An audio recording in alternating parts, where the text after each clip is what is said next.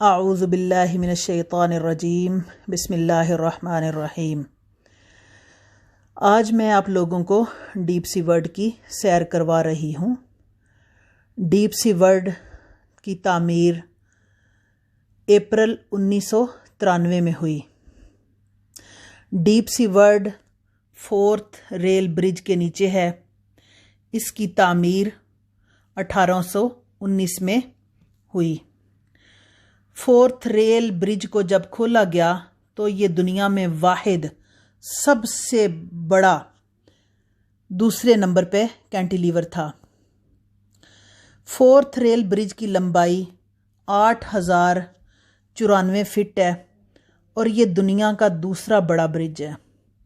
اور اگر اس کی ہائٹ کو دیکھا جائے، اونچائی کو دیکھا جائے تو پانی کے نیچے سے لے کے برج تک اس کی ہائٹ جو ہے 511 فٹ بنتی ہے۔ یہ برج اتنی اہم ہے کہ یونیسکو ورلڈ ہیریٹیج سائٹ ہے۔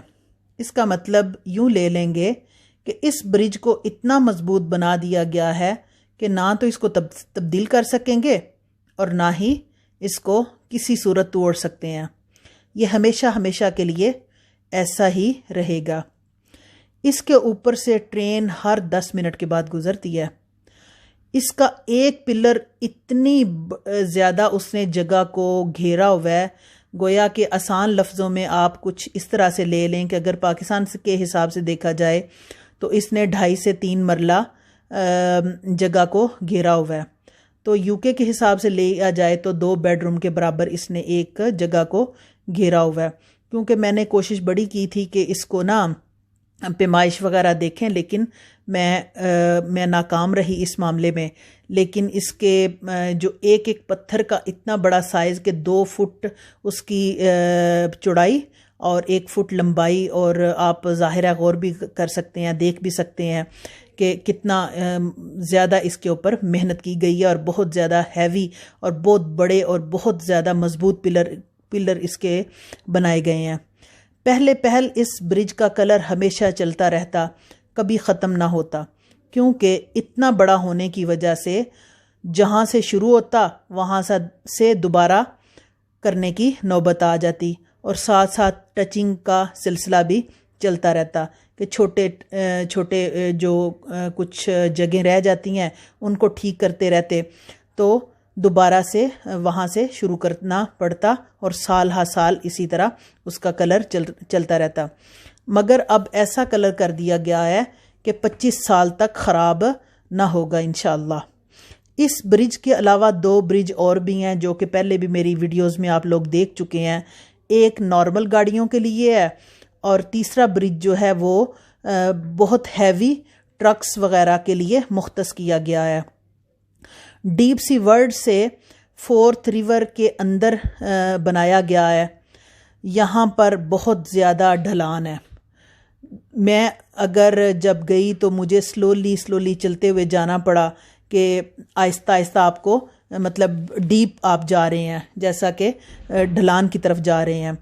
اس میں آپ کو دیکھنے میں کئی قسم کی مچھلیاں اور شارکس ملیں گی۔ اس کے علاوہ سانپ، مینڈک، کچھوے، سیلز اور مختلف پانی میں رہنے والے جانور دیکھنے کو ملیں گے، اور آپ لوگ ساتھ ساتھ ان چیزوں کو دیکھ بھی رہے ہوں گے میری ویڈیو میں۔ اس کا مین اٹریکشن پانی کا ویوئنگ ٹنل ہے، جو دنیا میں سب سے بڑا لمبا اس قسم کا ٹنل ہے۔ اس کے گلاس کی موٹائی جو ہے وہ 2.6 انچز ہے۔ اس ٹینک میں 1 ملین گیلن پانی ہے جو کہ ریور فورس سے آتا ہے۔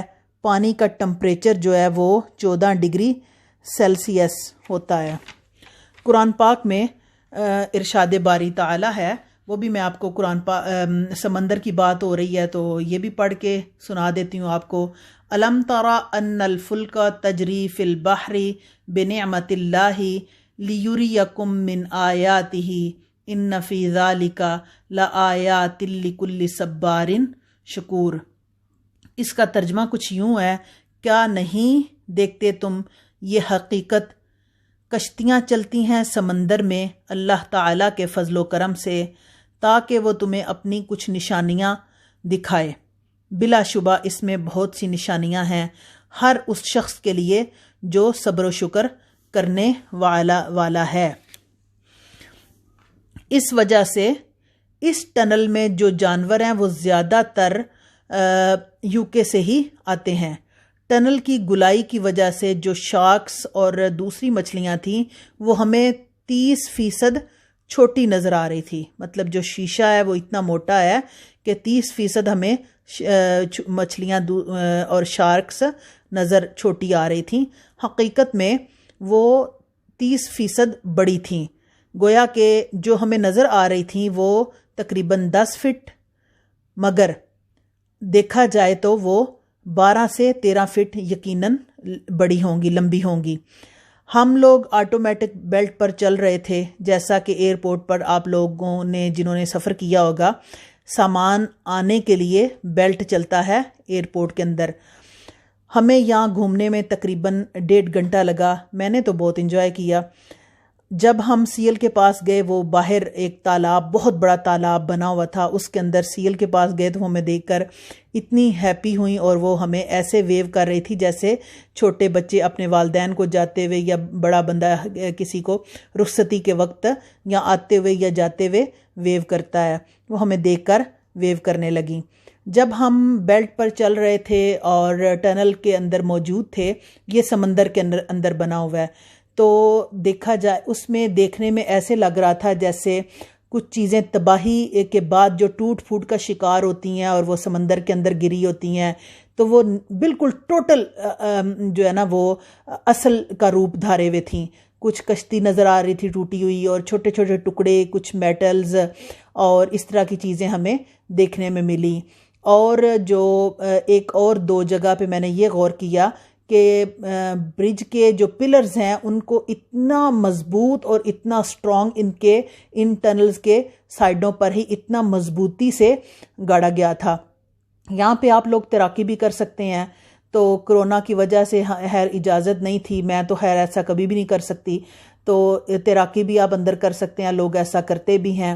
یہاں پر آنے والے لوگوں کے لیے 15 پاؤنڈ چارج کرتے ہیں ٹکٹ کے لیے، تو آپ لوگ اندر جا سکتے ہیں، اس کے پیسے تیراکی کرنے والے کے لیے پیسے الگ سے مختص کیے جاتے ہیں۔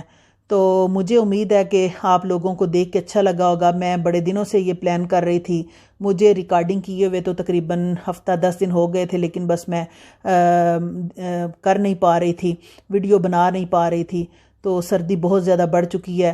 تو مجھے امید ہے کہ آپ کو میری یہ ویڈیو اچھی لگی ہوگی، تو مجھے بھی اپنی دعاؤں میں یاد رکھیے گا۔